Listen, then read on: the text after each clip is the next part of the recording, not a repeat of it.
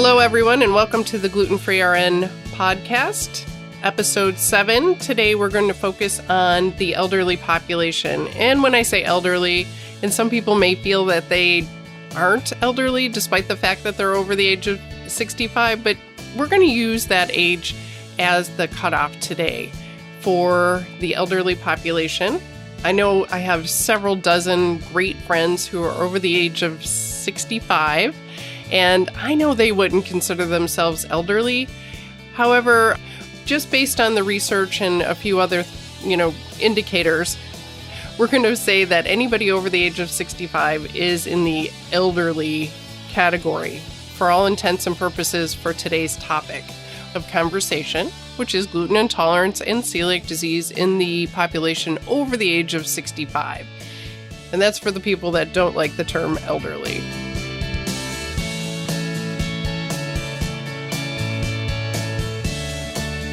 So today, let's just talk about the fact that 30% of the people that get diagnosed with celiac disease are over the age of 60. 30%. That's roughly a third of the people that are diagnosed with celiac disease are over the age of 60.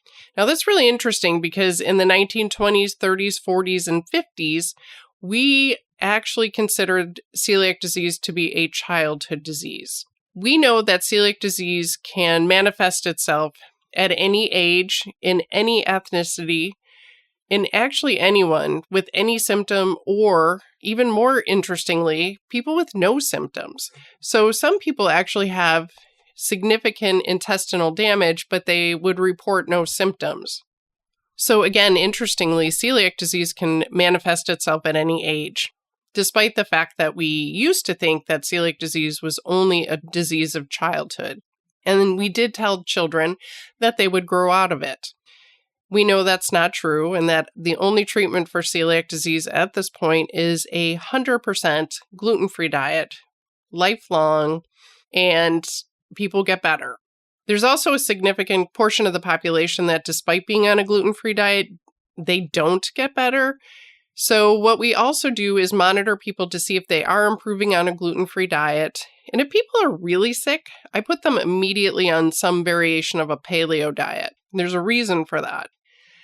But overall, if people are interested in starting a gluten-free diet or they get a diagnosis of celiac disease, again at any age, the recommendation is that they start immediately on a gluten-free diet. I always recommend a gluten-free, casein-free diet, especially for the 6 months to a year that it's going to take to heal the intestines on a general level, for them to regenerate in the absence of gluten and dairy. Casein is the dairy protein. It's molecularly very similar to gluten, so we also recommend that people remove the gluten and the casein from their diet so that their intestines can heal, because our bodies still read the casein protein similarly to the gluten protein. So some people really won't heal unless they're on a gluten-free, casein-free diet at the very minimum. At least 1% of the population is celiac positive, which means they have celiac disease. Celiac disease occurs in 1% of the population worldwide. We know that there's certain populations that actually have a higher prevalence of celiac disease.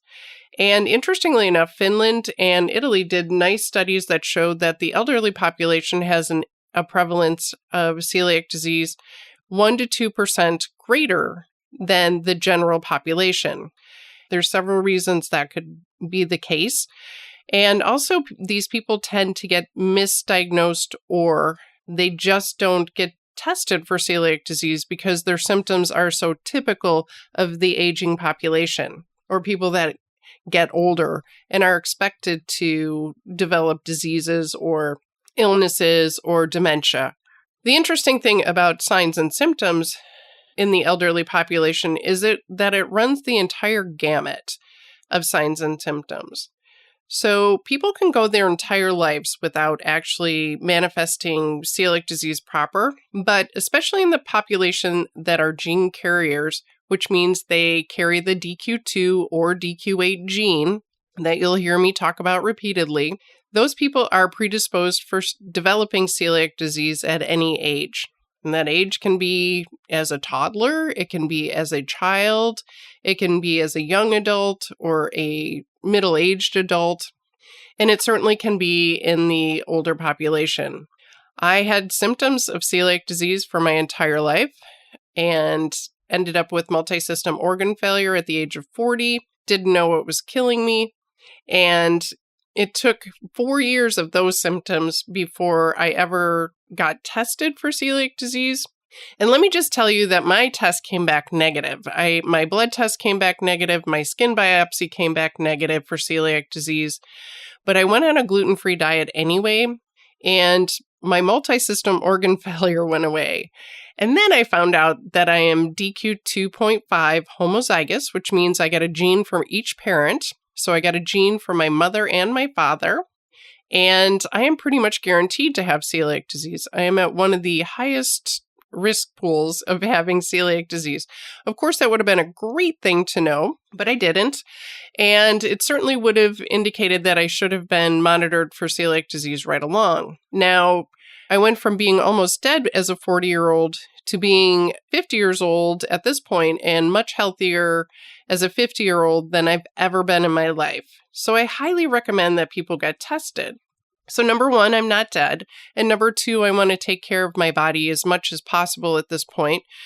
One, to reverse some of the damage that's been done, if I can, and also to prevent some of the things that most people assume they're going to get as they get older. Now, I no longer assume that I'm going to get dementia. I no longer assume that my body's going to fall apart or that I'm going to end up with fragile bones from osteoporosis or osteopenia, because I just don't have those things anymore. I did, but my body is healing itself just by removing gluten and by fixing the nutritional deficiencies that I suffered from for years. So it's relatively easy to help your body regenerate or get better, provided that you remove the things that are causing disease and replacing them with good food, good nutrition, nutrient-dense foods, and fixing the deficiencies that have occurred. There's some damage, of course, that we can't fix. We can't put back organs. We can't undo some of the damage that's done. But for the most part, your body wants to get better and it wants to heal. And it doesn't matter what age you're at. So usually people, when they're older, they acquire a list of diagnoses and a list of medications that are sometimes 30 or 40 long each. And what I like to do is look at that and say, why did all these things happen to people? Why do they have all these diagnoses? Why do they have to take all these medications? Is it really necessary? What's causing the body to not function correctly or to fall apart in some cases? Or to degenerate, because a lot of people have degenerative disc disease and their bones are degenerating and their brains are degenerating. What's causing that? In a lot of cases, unfortunately, it is gluten, but also fortunately, we can, by removing it, sometimes undo some of that damage. Some of the symptoms that people actually present with would be the gastrointestinal symptoms, which would be the pretty classical symptoms of diarrhea, bloating, fatty stools, weight loss or weight gain. And then there's also the deficiencies.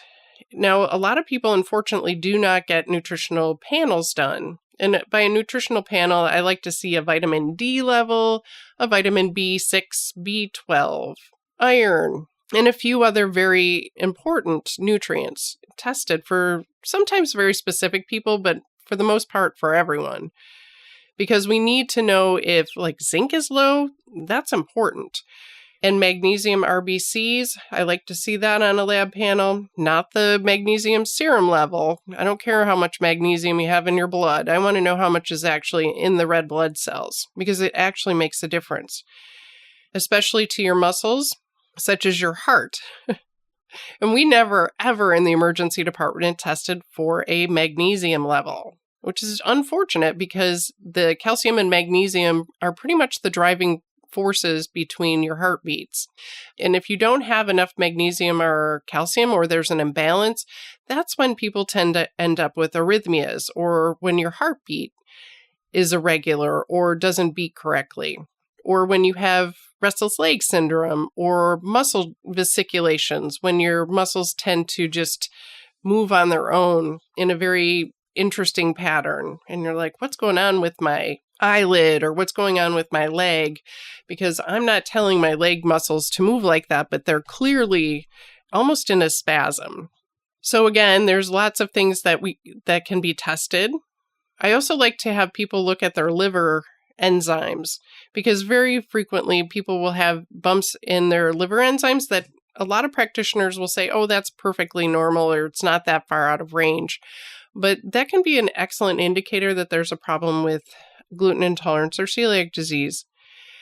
And it frequently is missed. Another thing I like to look at is that if men, especially in the elderly population or the older population, have osteoporosis and anemia together, then they have celiac disease until proven otherwise. So if you're a man out there and you're over the age of, let's say, just 50 or at any age, and you have osteoporosis or osteopenia, or your bones are weak, or you have bone fractures or osteomalacia, osteoarthritis, then please get tested for celiac disease, because there really is no other medical reason for you to have anemia and osteoporosis together. So any man or at any age, really, with osteoporosis, osteopenia, and anemia, which is a low iron count or a low H&H, hemoglobin, and hematocrit, please get tested for celiac disease. And celiac disease can look at different things for different people, and it can manifest over time. There's lots of different ways people present. The interesting thing for me as a nurse is that people do present in different ways. And because I'm an old emergency department nurse, I worked in the emergency departments for 17 years. I like a variation. And this is why celiac disease fascinates me so much, is because people present with almost every symptom I've ever heard of and get misdiagnosed with many different things, but it's all associated with celiac disease sometimes. There's a huge variation of how people present in my office for consultations. Some people truly have no symptoms, but their practitioner either goes to a conference and they hear about celiac disease, and these people get tested, and lo and behold, they come back positive for celiac disease, whether they have no symptoms that they recognize or not as gluten intolerance or celiac disease symptoms.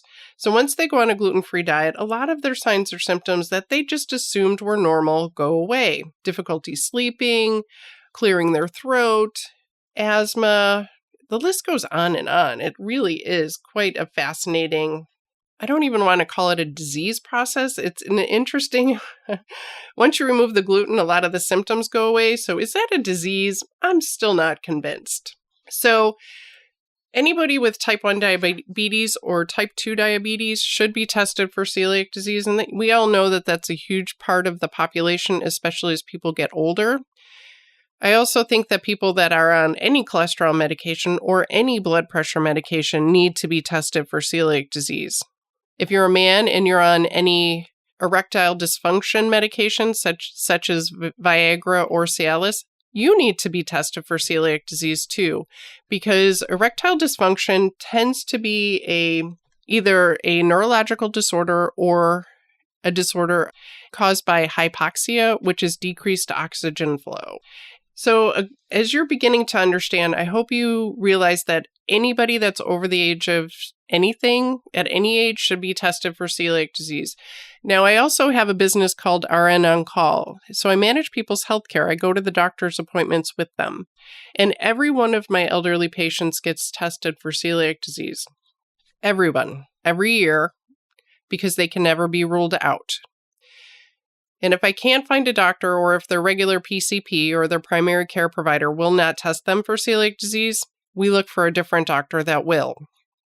Because I found celiac disease many times with the people that I actually see through RN On Call at a very high rate. Not everybody tests positive for celiac disease, and that's fine. That's good. But they can seroconvert at any time.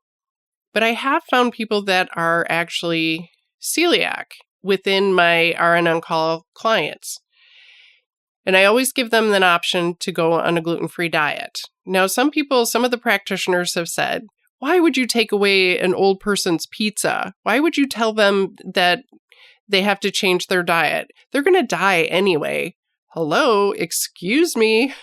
This is a huge quality of life issue for my people. One of my gentlemen was 99 years old, and I suggested to him, based on his lab work, that he go on a gluten-free diet. He said, if you think it's going to help, I'm going to do it.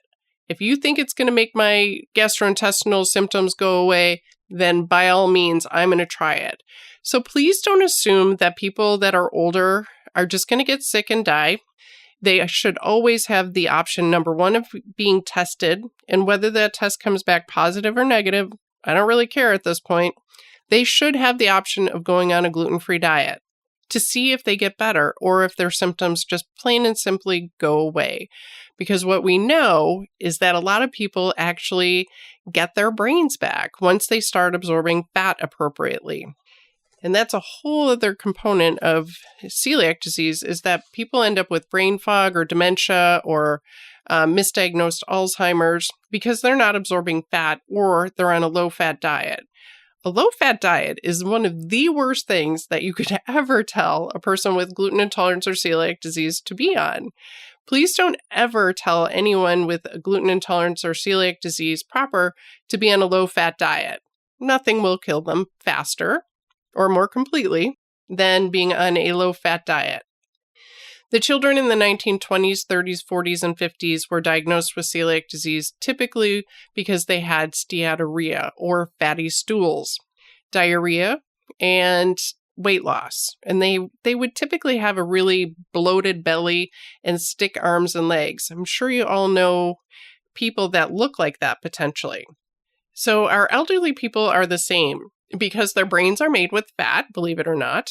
And every nerve in your body is covered with myelin, which is the insulation that covers every nerve, and it's made out of fat.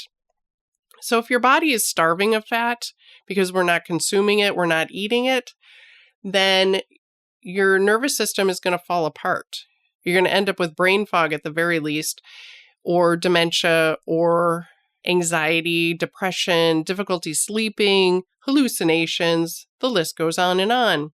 So when I worked in the emergency department, it was very common for people to come in when they were older and they would fall or something would happen, and we would send them for a CAT scan or a CT scan of their head.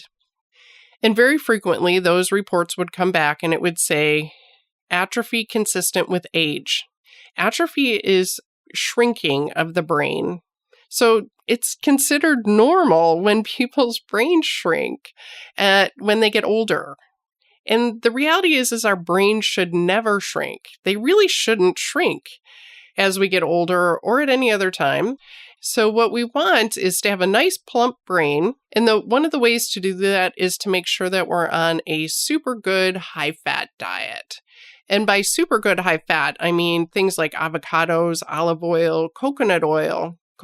every day if you can get it, fish oil, and various other high-quality fats. Things that are not high-quality fats are things like canola oil, seed oils, and anything that's a trans fat. Please stay away from those things. They're pro-inflammatory and they're not going to help your brain at all. What we're interested in is helping your brain stay healthy and plump. A plump brain is a good thing. And frequently my patients will have rashes or itchy skin, and they're just told that, you know what, it's just old age, you're going to fall apart, you're going to have rashes. Any rash for the most part, is an external expression of what's going on internally. So if you've had a rash for decades sometimes, perhaps we need to find out what's causing that, because very frequently if the skin looks like it has a rash, something like that is going on in the inside also, most assuredly in the intestines. Not a good idea, because that's where your immune system is. We want to make sure that everything is healed up appropriately. So again, most of my people that have had the opportunity to go on a gluten-free diet have benefited. I had one lovely lady, Miss Gloria. She was fabulous. She was grumpy as heck, and she was an agoraphobic, which means she would stay in her house. And not only would she stay in her house, but she would pretty much be in her bed 23 of 24 hours a day. She would get up to go to the bathroom. She would get up to fix herself some food, and then she would go back to bed, eat her food. So most of her day was spent, and her night was spent in bed. She very rarely went out, and I came in to visit her. We did get her tested for celiac disease. She came back positive, and she basically said, you know what? I'm 83 years old. I'm not going to do that diet. I don't want to do it. I said, that's fine, Miss Gloria. You are perfectly capable of making that decision. Well, time passed, and Miss Gloria actually ended up needing to have a caregiver with her 24/7. Pretty much somebody had to be in her house with her 24 hours a day, 7 days a week. So at that point, she decided, well, if I'm having people cook for me, I might as well try that diet thing you want me to do. So 3 of the 4 caregivers were already on a gluten-free diet because they worked for me. And they cleaned out Miss Gloria's kitchen, which, by the way, was very disconcerting for her. She did not like the fact that we were taking away her saltines and her Malt-O-Meal and everything else that stocked up her kitchen, which was primarily wheat, barley, and rye. There was a lot of grains in her kitchen, and that was her staple. That's what she ate every day. Despite being celiac, nobody had ever tested her until we came on board, got her tested, and lo and behold, Miss Gloria was celiac. So we cleaned out her kitchen for 10 days, roughly. Miss Gloria's head was spinning. She had to detox. She hated everyone. She certainly hated me. She thought this was the worst idea ever, but she was determined to do it. So she actually went through those 10 days of detox. Not very pleasant for her, but she did it as an older woman. And when she came out of that 10 days, suddenly she was feeling better. Her rash wasn't as itchy. She was walking straighter. So she did walk with a walker, but she wasn't having the balance issues that she typically had. She was feeling clearer-headed. And over the course of the next year that she was on the gluten-free diet, she got significantly better, to the point where she wasn't agoraphobic anymore. She would start off by going to the grocery store with the caregivers, and then she went to the nurseries to get new plants, and she was getting out and about. Certainly not spending 23 of 24 hours in bed every day. So she got to the point where right before her 89th birthday, she said, you know what? I'm ready for a new adventure. I'm going to move to Savannah with my son. I said, you are? And she said, yeah. She goes, things look different now. She goes, I didn't like my son for a long time, but now I think I want to go spend the rest of my life living with my son because he invited me and I'm ready to do it.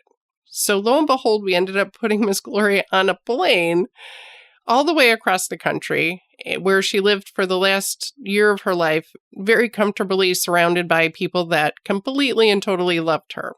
So again, please make sure that our elderly patients have the option of getting tested, of going on a gluten-free diet, and then making sure also that the other family members know that someone in their family is, number one, gene positive, DQ2 or DQ8, and has been diagnosed with celiac disease, because this affects everybody in a family because it's considered at this point to be genetic, which means that other family members will also be gene carriers for DQ2 or DQ8 and have to be tested for that.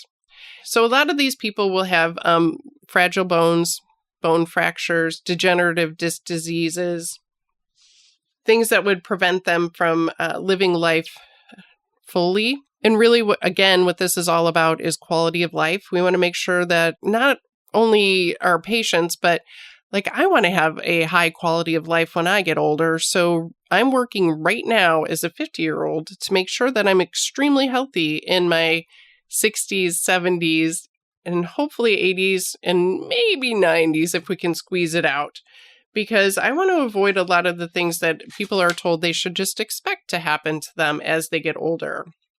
Celiac disease can happen at any point in your life with any symptom or no symptom. That's why I recommend that there is a mass screening of the population. And I have for the last 10 years recommended that there's a mass screening worldwide. It hasn't happened yet, but if you're in a position to do any testing for anyone, please do it. Just get started. Do your own little mass screening of your patients, of your family, make sure it's happening wherever you are and talk about it. It's extremely important because we want to find people so that we can prevent suffering and early death. Morbidity and mortality in the celiac disease population is enormous. It's much higher than you think it is. So we really want to find these people and help them get better. At least give them the opportunity to get better. So that's our episode, our 7th episode of the Gluten Free RN. And today we talked a lot about the elderly population and how they should have the opportunity to get better also, or at least to find out if they are at risk for celiac disease and to potentially go on a gluten-free diet. The goal is always to make people aware and to know that they have the option to potentially heal their body and to improve the quality of their life for however many days, years, decades are left. We want to make sure that we are preventing disease, and a good way to do that is to be on a strict 100% gluten-free, dairy-free diet, if not a paleo diet. So wrapping up episode 7 on the elderly population, I'd once again like to thank Tim Halloway, the podcast guy. I'd also like to thank Pulse Media Network, a team of healthcare podcasters that have joined together and are a team of excellent people that help me produce RN on Call. You can find Gluten Free RN on iTunes, Google, and Stitcher. Please join us for future episodes of Gluten Free RN, and we're going to examine lots more topics. I have a ton of information to share with you. Until next time, this is Nadine Groskowiak, the Gluten Free RN.